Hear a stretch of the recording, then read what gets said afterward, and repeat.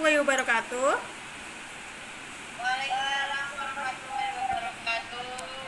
Bagaimana kabarnya? Sehat semua ya? Alhamdulillah, Bu. Nah, Sehat, Bu. hari ini kita akan belajar mengenai teks cerpen, yaitu materi pokoknya mengenai unsur pembangun teks cerpen. Di sini ada yang tahu apa saja unsur pembangun teks cerpen? Coba Mbak Harirotul Lutfiah. Nah, coba jelaskan. Bu, cerpen tuh ada dua unsur, Bu. Yang satu unsur intrinsik, yang dua unsur ekstrinsik. Nah, jadi Ibu jelaskan bahwa dalam penyusunan teks cerpen itu disusun atas dua unsur, yaitu unsur intrinsik, yaitu unsur yang ada di dalam cerpen, dan unsur ekstrinsik atau unsur di luar cerpen yang melatar belakangi adanya cerpen. Untuk lebih jelasnya, Ibu perlihatkan materi kita hari ini. Cerita pendek atau yang sering disebut dengan cerita rekaan adalah cerita yang bersifat fiksi sehingga tidak dapat dibuktikan kebenarannya. Cerita ini hanya memfokuskan ceritanya pada satu tokoh, satu peristiwa, dan satu alur. Nah, untuk membedakan cerita pendek ini dengan cerita fiksi jenis lain, maka dibuatlah batasan penyusunan cerpen. Nah, diantaranya ada batasan yang pertama, yaitu dapat habis dibaca dalam sekali duduk. Maksudnya, untuk membaca sebuah cerita pendek, kita hanya perlu duduk satu kali. Kita tidak perlu beristirahat terlebih dahulu, makan terlebih dahulu, tidur terlebih dahulu untuk menyelesaikan bacaan cerpen kita. Nah, batasan yang kedua yaitu maksimal terdiri atas 1000 kata. Jadi, apabila suatu cerita fiksi melebihi 1000 kata, hal tersebut bukan termasuk cerpen karena sudah melewati batasan yang telah ditentukan. Batasan yang selanjutnya ada penokohan yang sangat sederhana. Artinya, untuk memahami karakter tiap tokoh, pembaca tidak perlu berpikir terlalu keras. Yang selanjutnya, batasan selanjutnya ada terdiri dari satu alur. Nah, ini alurnya ini sangat mudah dipahami ya. Jadi, alurnya itu hanya menceritakan tentang satu peristiwa. Kemudian unsur pembangun cerpen, seperti yang dikatakan oleh Mbak Hariratul Lutfiah, bahwa unsur pembangun cerpen ini terdiri atas unsur intrinsik dan unsur ekstrinsik. Unsur intrinsiknya meliputi tema, alur, latar, sudut pandang, tokoh dan penokohan, serta amanat. Kita bahas satu-satu. Tema merupakan gagasan utama yang menjalin struktur cerita. Maksudnya, tema ini merupakan garis besar dari cerita fiksi tersebut. Selanjutnya ada latar. Latar adalah tempat, waktu, dan hubungan waktu atau suasana yang ada di dalam cerita. Nah, misalnya pada potongan cerpen berikut. Ririn termenung di teras rumahnya ketika matahari sudah mulai turun. Ia senantiasa memikirkan kekasihnya yang tak kunjung pulang. Nah, dari potongan cerpen itu terlihat jelas bahwa latar tempat, waktu, dan hubungan waktunya.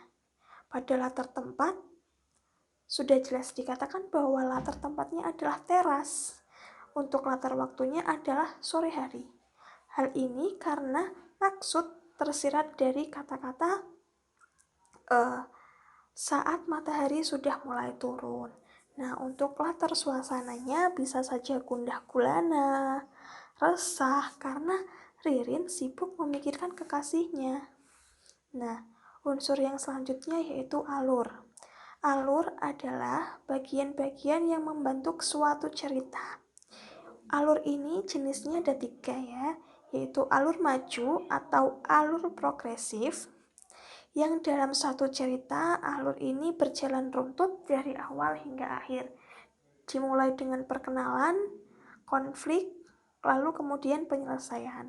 Sedangkan alur mundur atau regresi yaitu kebalikan dari alur maju.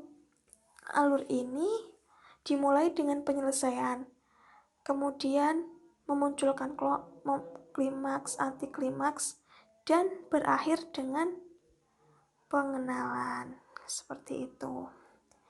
Nah, ada satu lagi jenis dari alur, yaitu alur campuran, yaitu alur atau peristiwa-peristiwa dalam cerita yang disusun oleh pengarang secara acak. Boleh dari klimaks, boleh dari penyelesaian, boleh dari antiklimaks, seperti itu. Nah, unsur intrinsik yang selanjutnya ada tokoh. Tokoh adalah pelaku yang terlibat dalam cerita fiksi tersebut. Kemudian ada penokohan. Jadi tokoh dan penokohan itu berbeda ya. Penokohan itu ada 3. Yang pertama, protagonis. Protagonis adalah tokoh utama yang secara garis besar memiliki karakter yang baik. Yang kedua ada protagonis, yaitu tokoh yang menjadi lawan dari tokoh protagonis. Biasanya memiliki karakter yang dominan jahat. Selanjutnya ada penokohan tirtagonis, yaitu tokoh pembantu atau tokoh penengah antara tokoh protagonis dan tokoh antagonis. Nah, unsur intrinsik yang selanjutnya ada sudut pandang. Sudut pandang ini adalah cara pengarang dalam menuliskan ceritanya. Sudut pandang ini ada 2, yaitu sudut pandang orang pertama dan sudut pandang orang ketiga. Sudut pandang orang pertama ditandai dengan penggunaan kata ganti aku dalam suatu cerita. Sedangkan pada sudut pandang ketiga ditandai dengan kata ganti dia, mereka, dan yang lainnya. Nah, unsur intrinsik yang terakhir yaitu amanat. Amanat itu adalah pesan positif yang dapat diambil dari suatu cerita tersebut. Selanjutnya ada unsur ekstrinsik. Unsur ekstrinsik adalah unsur yang ada di luar cerpen. Namun secara tidak langsung unsur ini membantu serta mempengaruhi proses pembuatan cerpen.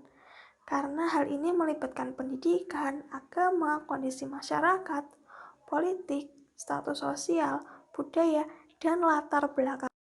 Nah, dari yang telah Ibu jelaskan, apakah ada yang ingin dipertanyakan?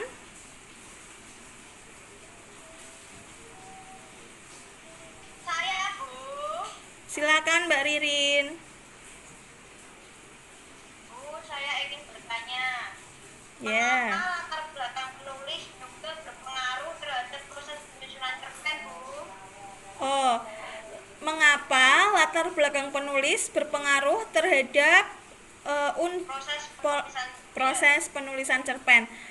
Apakah yang lain ada yang ingin membantu menjawab pertanyaan Mbak Ririn?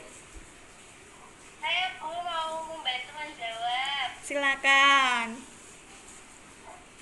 Karena penulisan bisa saja menuliskan kisah masa lalunya, kemudian dituangkan dalam bentuk fiksi dengan menambah atau mengurangi bagian-bagian yang diinginkan penulis. Hal itu dikarenakan pengarang ingin mengekspresikan kisah kehidupannya melalui tulisan, sehingga banyak orang yang dapat menikmatinya meskipun dari bentuk fiksi. Nah, Seperti itu, Bu. bagus Mbak, terima kasih atas jawabannya. Jadi, latar belakang penulis itu sangat berpengaruh ya Mbak Ririn, Mbak Harirotul. Karena seseorang dengan latar belakang, misalnya latar belakang dengan dilatar belakangi oleh kemiskinan, bisa saja menuliskan suatu hal atau suatu cerita tentang perjuangan hidup, kemiskinan, bagaimana susahnya mencari uang, seperti itu. Apakah ada yang ingin dipertanyakan lagi? Sudah? Udah jelas. Oke, kalau sudah, Ibu ada tugas untuk kalian. Nanti Ibu share linknya. Di situ ada beberapa cerpen. Silakan kalian analisis unsur intrinsik dan ekstrinsiknya ya.